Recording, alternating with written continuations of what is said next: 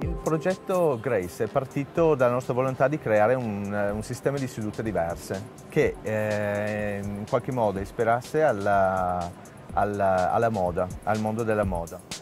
Per questo progetto quindi abbiamo individuato una struttura molto essenziale, molto pulita, molto categorica, alla quale poi associare delle scocche che riprendessero dei motivi sartoriali. Il nome da cui siamo partiti, Grace, richiama proprio ad un'icona dello stile, Grace Kelly, e poi ogni variante ha un appellativo che la denota, richiamando appunto nella sedia Eton l'idea del tight con la coda, con anche un po' l'idea del pinguino formale.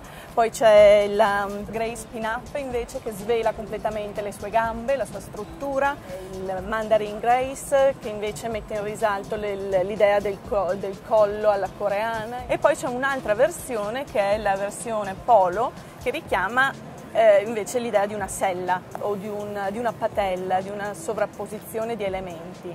La collaborazione con Living Divani è venuta molto naturale. Loro hanno accolto la nostra presentazione con grande entusiasmo e assolutamente ci hanno spinto a dare il massimo, a creare più differenze possibili fra i vari pezzi.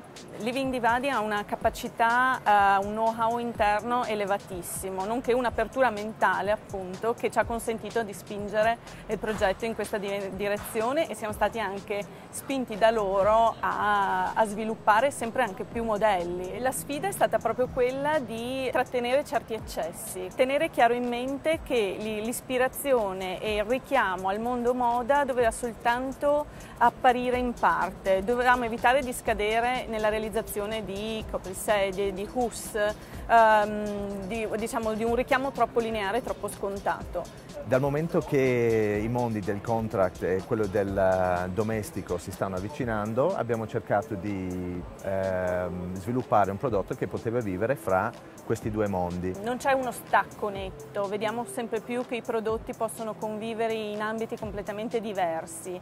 Al tempo stesso, immaginando anche una situazione in una sala riunione, ci faceva simpatia immaginare 18 uomini in giacca e cravatta seduti su delle seggiole che richiamano poi l'aspetto formale del vestito di quell'occasione.